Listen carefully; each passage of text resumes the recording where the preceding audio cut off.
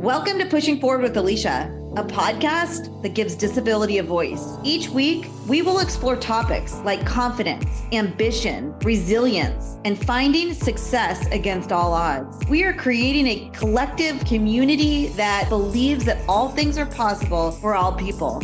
Open hearts, clear paths, let's go. Welcome back to Pushing Forward with Alycia. I'm Alycia. Today's guest is so much. She's a creator, she's a speaker, she's a strategist, she's a chronic illness warrior, she's an author, she's a total powerhouse who is redefining what it means to be seen and heard in our world. She's building brands with heart. She's helping creators rise with purpose. She just relaunched her book through Penguin Random House. It's titled A Kid's Book About Chronic Illness. She's a major influencer. I'm so excited to welcome Gigi Robinson to our show. Welcome. Hi, and thank you for having me. That was such a kind intro. I'm really excited to dive into your story. It's got so many layers. It's so beautiful. You would start, who is Gigi before the brand, before the strategy? What was it like growing up? Share whatever you're comfortable with about your disability. Jump in there. Yeah, absolutely. So again, thanks for having me. For those that don't know my story, I have most famously been known to advocate for chronic illness and other things that relate to it, such as mental health or eating disorder awareness. Grew up with a very early diagnosis of Ehlers-Danlos syndrome. The way I like to think about it is if you have a rubber band and you stretch it out, but it doesn't stretch back and it loses its elasticity and just stays loose. That's how my ligaments work in my body. And people dealing with hypermobile Ehlers-Danlos syndrome struggle with loose ligaments, causing instability in joints, sublux, easy breaks, being double jointed, or being able to do party tricks that other people can't do. It's like a telltale sign of hypermobile EDS. And I got diagnosed when I was about 10 years old because I kept getting injured, and I grew up in New York City, and I fortunately was able to go to the emergency room a couple times at Cornell, and the amazing doctors there were like, we really think you could have this. My mom's Ehlers, what? And so then we go over to the hospital for special surgery, which is right across the street. And I went to pediatric orthopedist and a rheumatologist there, where they then confirmed and then sent me to a geneticist to triple confirm. And after that, it was really a journey of pain management throughout my early teenager years, my adolescence, and then even being a young adult. And it just led to so many different issues along the way, from stomach issues to horrible migraines to horrible periods, which I would then find out is endometriosis only a few years ago. But I have made struggling with a chronic illness into hopefully something that is an inspiring story. I think sometimes there can be a lot of shame when you live with a chronic illness, and also a lot of grief and sadness because it's usually something you can't change. And I just want to be a reminder to people that you can achieve literally anything and everything that you want despite the illness. And it is also possible to learn how to thrive, find cures as modern medicine goes on and develops further. I didn't think that there would ever be a time in my life where I would be pain-free a majority of the time. And had I not said yes to the endometriosis surgery, or had I not said yes to doing treatments for pain management, my doctor wouldn't have even recommended I get the endometriosis diagnostic laparoscopy and the excision surgery. And had I not done that, it wouldn't have cured my chronic migraines or limited them to give me function of life again. And also with my chronic back pain, it's now mostly gone and relieved thanks to modern medicine. So I believe in hope. I believe in resilience. I believe that there are answers. It's also just about being open to them, because I think a lot of times with chronic illness, it can feel like there's no way out, and it can feel like you're just stuck and this is life and you just have to accept it. But also there are things you can change in your life that work around your chronic illness that can help you achieve your wildest dreams. I love that word that you just used, hope. It's one of my favorite words because I think it allows us to dream for the better, the good, the possible in our lives. So I love that you're tying that word into your journey of trying to eliminate as much pain that you can and navigate your disability the best that you can. And one thing I wanted to mention is the idea of a dynamic disability, especially for people with chronic illnesses. So, for example, with my chronic migraines, yes, it's technically just a chronic illness, and it would disable me for hours from actually being able to do the work I needed to do as a student or for my job. And same with the endometriosis and the Ehlers-Danlos and the pain that was going on with all of that. There were days where I had to stay in bed all day or just lie down, and I had to cancel plans. And I think living with a dynamic illness that gives you both days where maybe you're totally fine, but also days where you literally can't do anything, not even talk to people, is important to acknowledge, because it really is a journey to live with a chronic illness or a disability that can shapeshift and change over time.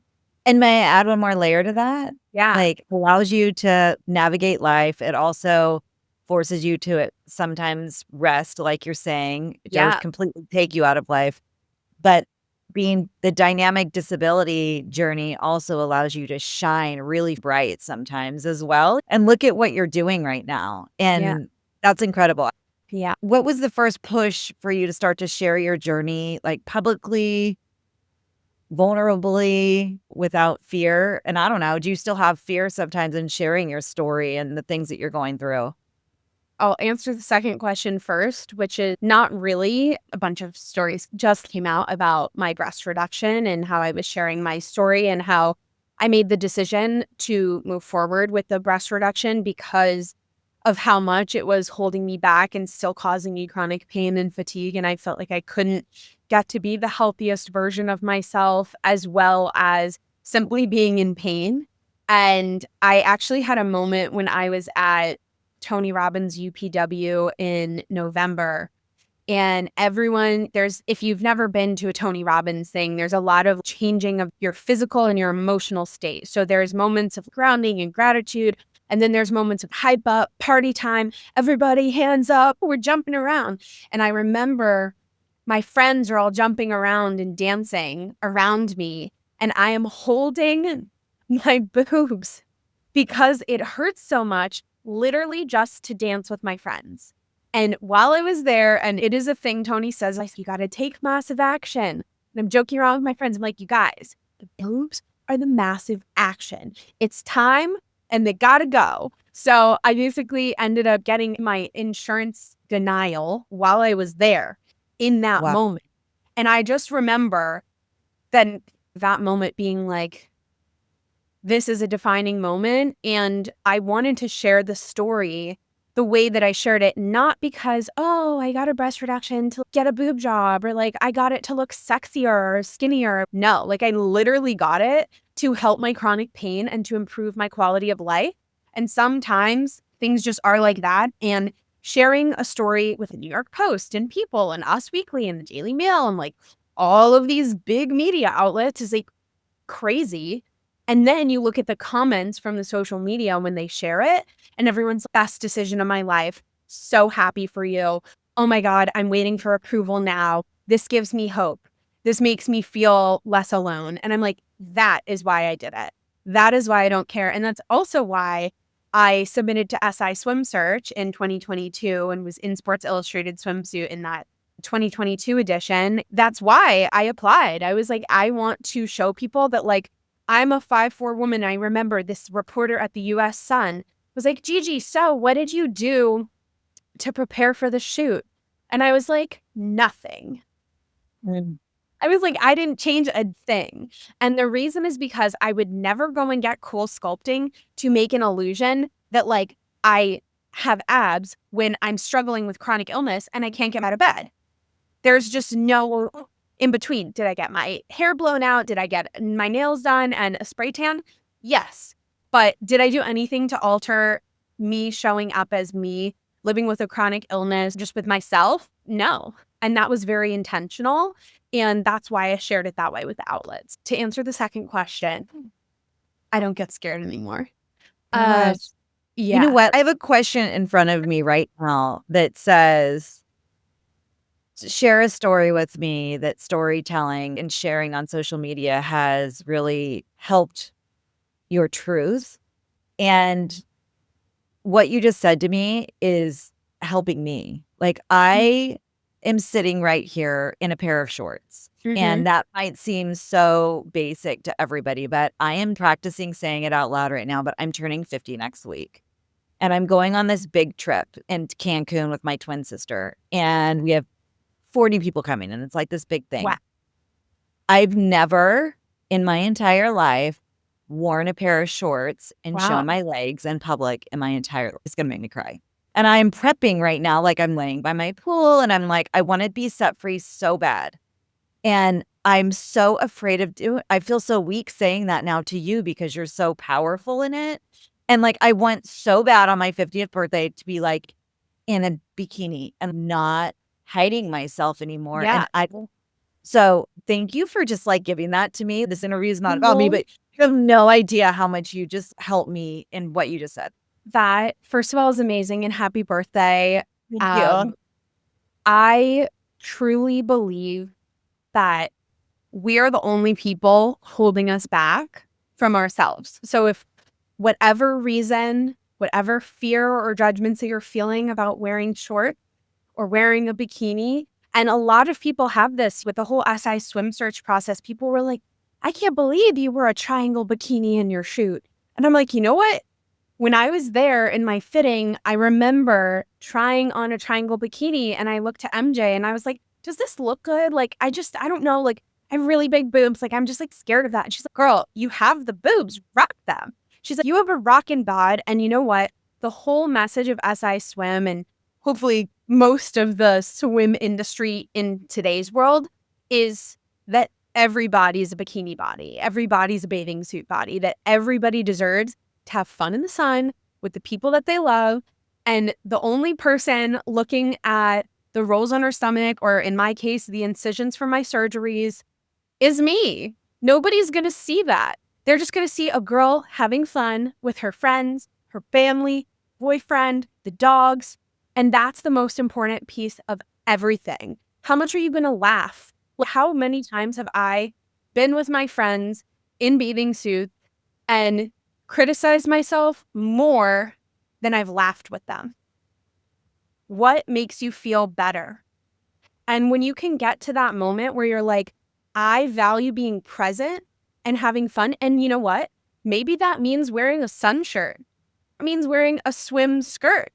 Like, I have friends that wear all different kinds of things in the sun so that they can show up and have the best time with the entire group. And that's what's important. Maybe it's just the shorts. Maybe it's next time like a sun shirt. Or maybe it's like whatever version that is for you is what you can decide. And yes, you're doing the exposure, but at the same time, you're the only one holding you back.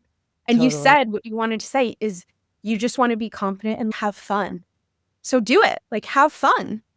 And be free in my disabled body fully. And it's so crazy how you could get hung up on something. I'm sure a lot of us do this. And I know people look at me from afar and they're like, you're so strong when I Yeah. hold myself, but I'm so insecure too. So that was powerful. Thank you for being And you. also, you're saying it out loud. And the best thing about saying something out loud is now you have an action step.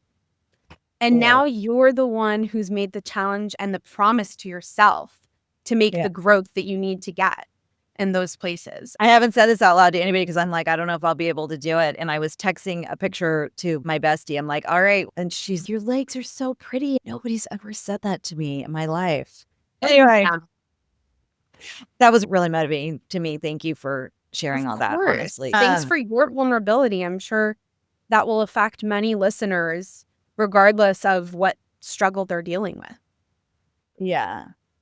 I feel like sometimes I need to be stronger than that in the position that I'm in, and I'm just not either all the time. I need to be putting that out there more for sure. So you balance health and hustle and healing. Like, what are some of your habits or your mindset that helps you stay grounded in this? You've got what, 500,000 followers across all of your platforms. It's crazy. Crazy. It Like, is how do you crazy. stay balanced in your life? As I mentioned at the beginning of the call, I have 2 dogs. They're so cute and they bring me so much joy. And actually, before our call at about 2:30, I looked at my calendar and okay, this is shame on me because I had a leftover bowl from last night for lunch. And then I was like, ooh, I want a sweet treat. Let me have this vegan carrot cake cupcake that I bought at the farmer's market. So I had it at 1:30, and then by 2:30, I'm having a sugar crash. And I'm like, I literally had a moment where I looked at my calendar and I was like, should I just reschedule the podcast? And then I was like, no. So then I went to my bed and I just laid down and I scrolled for 20 minutes. And then my dogs were being adorable. And so I just was in love with them and just hanging out and just petting them and letting them lick my face. And then I was like, okay, I'm thirsty. I'm going to get some water. I'm going to eat something sour, like a briny pickle or something to get my energy up and out. And then I came in here and I'm like, okay, I'm getting on. I'm doing this podcast. It's going to be great. And that story that I shared is a story of resilience. That story is also dynamic. I could have chosen if I wanted to reschedule, and that's life. And sometimes you have to do that. But I was like, I don't physically feel bad. I'm just having a sugar crash because I ate something sugary after a big lunch. Why did I do that, Gigi? So I think some of it is really auditing my decisions throughout my day. And I know for me, in order to bounce back, what I needed was to just take that little time of rest, to not be working, to not be answering phone calls, to not be texting, just scrolling on my phone, mindless me time with the dog. Then I'm like, okay, it's go time. What can I do? People say eat something sour, sour grapes, sour candy, sour whatever. For me, I'm like, give me a pickle, give me some olives. That works for me. So I did that. And then I felt my energy bounce back. I had some water and is what it is. This happens to me quite a bit, though, throughout my day because I tend to overextend myself and overcommit. There were times in my schedule earlier in the year where I simply did not make note in my calendar that I needed a buffer between meetings. So I would leave my calendar open for people to book, and then they would book me basically an entire day. And I'd send the dogs to daycare, and it would be 7:00, and I realized I hadn't gone outside, and maybe all I ate or drank was like 2 cups of coffee, and I didn't even have time for lunch. And I got to a point where I was like, this is not okay, and this is not taking care of me in the way that I need to take care of me to show up as Gigi, as 100% Gigi. And so really genuinely, like I said, auditing my habits is important. Now, do I do everything consistently 100% of the time? No. Something I do is not snooze the alarm. I always get out when the alarm goes up. And it was something that Tony Robbins talks about, but Mel Robbins also talks about it. And they're not related for anybody that's confused. They're both very amazing motivational public speakers, and they both happen to talk about similar things sometimes. But Tony talks about every time you click snooze, you're betraying a commitment to yourself. When you betray a commitment to yourself, I'm not good enough. I didn't achieve what I needed to achieve. When you don't do something as simple as rolling out of bed in the morning, and I'm not saying don't stay in bed all day because I've been there, or don't stay in bed 10 minutes longer, but it's don't go back to sleep after the alarm goes off, and make sure that you're committed to getting up and getting out of bed first thing in the morning. What else are you going to do? Hopefully it's not check your phone right away. And I am working on that habit, but something I did to avoid that early morning scroll, which automatically also betrays yourself because you're going straight into information and really it should be like a slow rise. for your stress hormones. I leave my phone plugged in the kitchen. I don't bring my phone into the bedroom, and I also don't talk on the phone or do anything late at night past 8 p.m. That is like my time with my boyfriend, my dogs, my parents, my family. It's not emotionally healthy for me because social media is my job. So the line can be really blurry. But again, I've just found that what works for me is leaving the phone in the kitchen away. And that way, in the morning, I wake up, brush my teeth, go to the bathroom, wash my face, put something on my face, brush my hair, take the dogs out for a walk, and then come back and make my coffee and check my phone. And that has been really helpful. Some other things I've been working on as well is movement. And this is new to me because, as I mentioned, I did just get the breast reduction. And in 2022, I had the endometriosis surgery.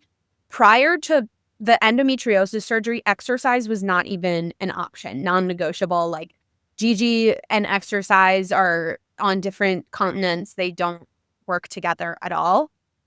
Post endometriosis surgery, I went to a yoga class or a Pilates class for the first time. And I vividly remember feeling like I was high after. And I was like, what is going on? I feel weightless. What is this? And I think I messaged my doctors. They're like, Gigi, that's just endorphin.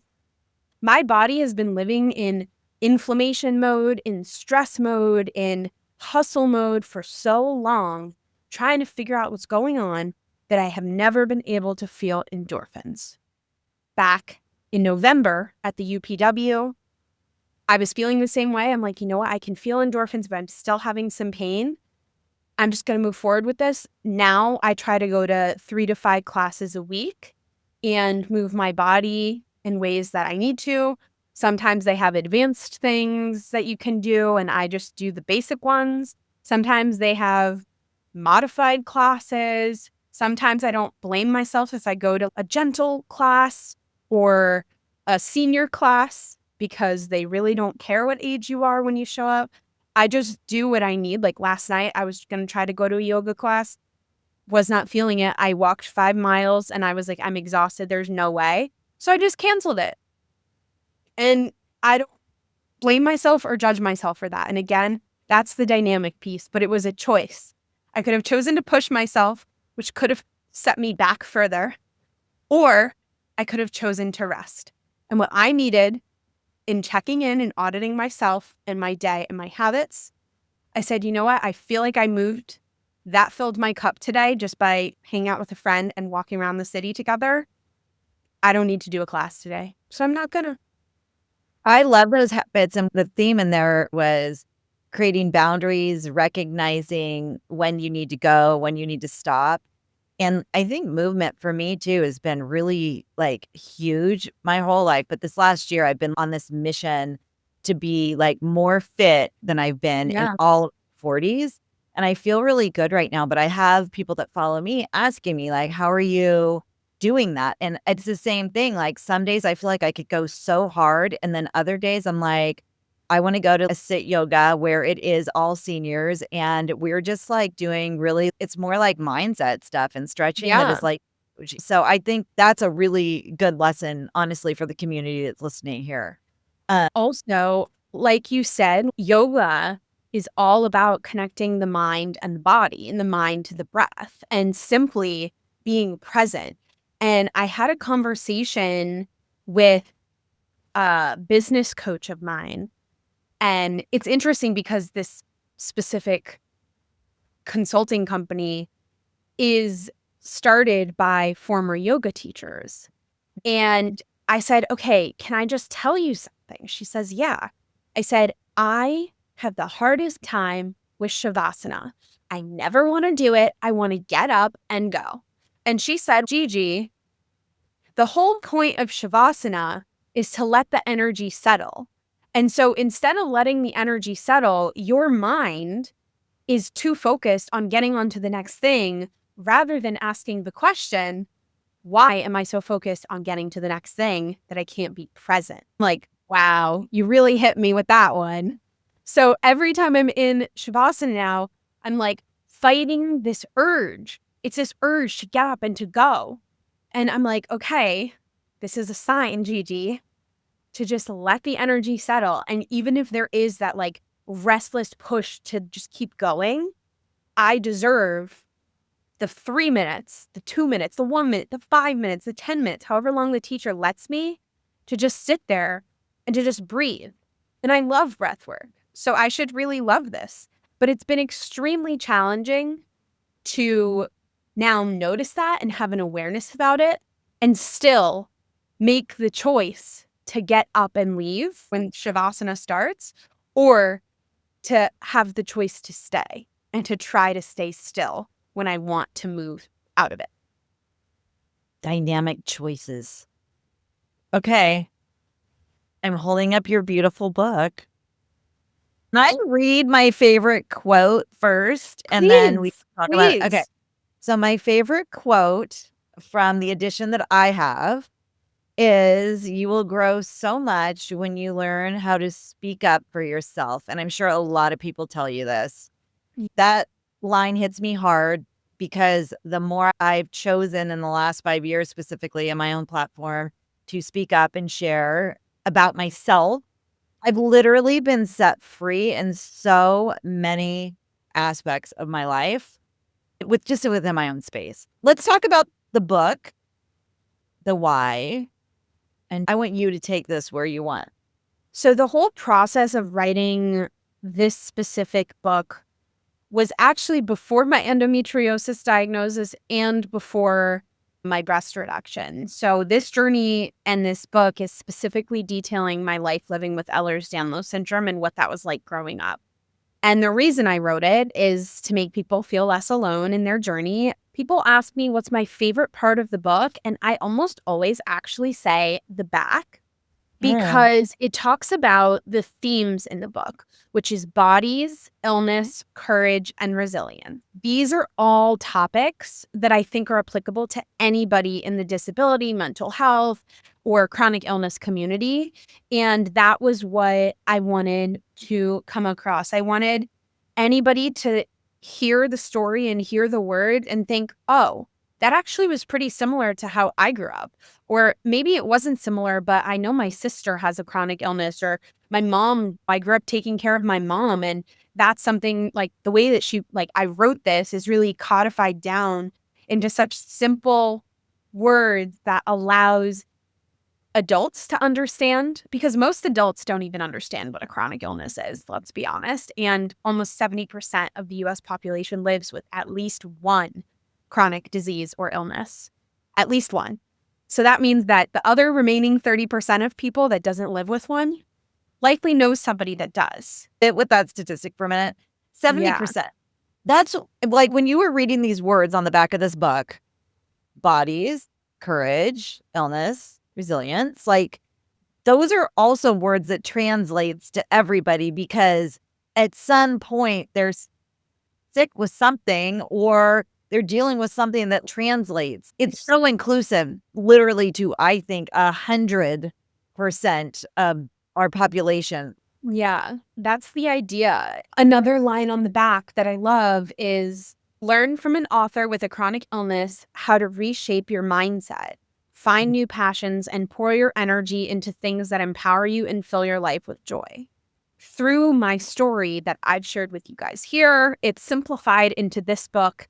But in this book, as I'm talking about how you'll feel, you might feel left out. You might feel like the other. You might not feel seen. You might not understand. But at the end of the day, you're the person writing the script of your life. And if you don't speak up, and if you don't change something in how people are treating you or how you let them treat you, in how you show up at school, in how you show up at work, in how you show up in your personal relationships, nothing's going to change.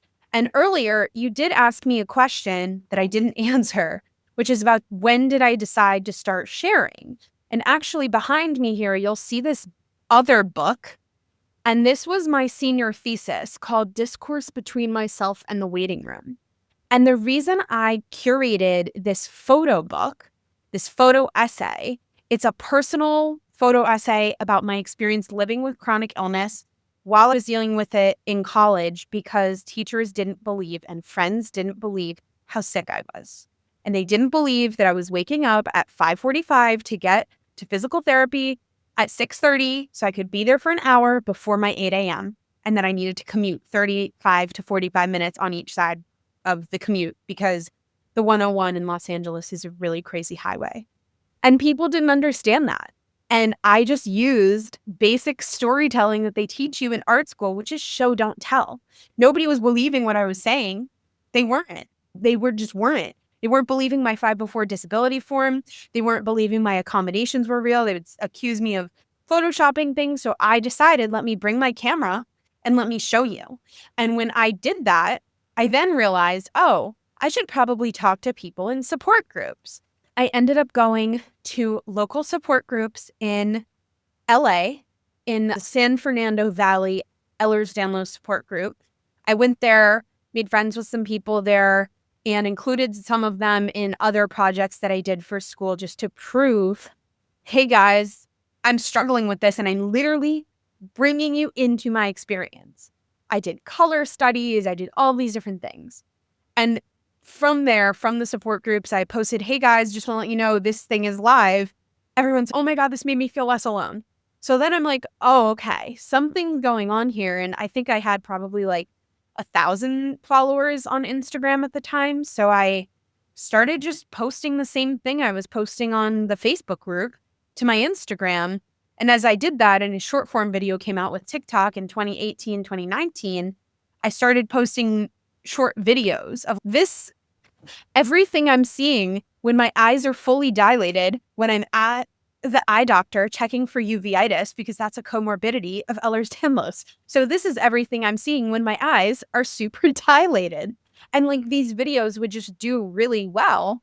And people all over the world started messaging me, like in France and in Australia and like everywhere.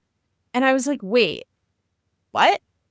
So then in 2020, lucky me, I graduated college and I told my parents I was going to work full-time as an influencer and content creator and build something.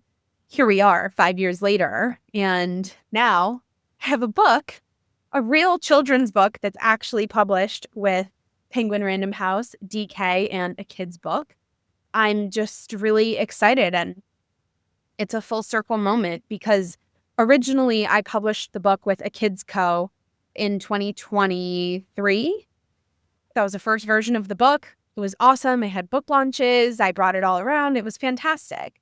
And at the Tony Robbins event in November, my friends and I were making goals. And I'm like, I will have a book deal at the big publishing houses this year. Like within a year, it will happen. And I think in about January or February, I got an email from the founder being like, hey, Gigi, just want to let you know we're republishing your book. Here's the new contract for you. And I was like, wait, what? And then March came around and he's, hey, by the way, we're going to send you some advanced copies for your launch. And I'm like, wait, what are you talking about? He's, oh, your book's launching with Penguin. And I was like, Oh my wow, God. what do you mean? So now every time I open this book, I think to like the third page of the book, it's like my name right under here. That's amazing. Yeah. And it all started with show, don't tell. show, Yeah. don't tell.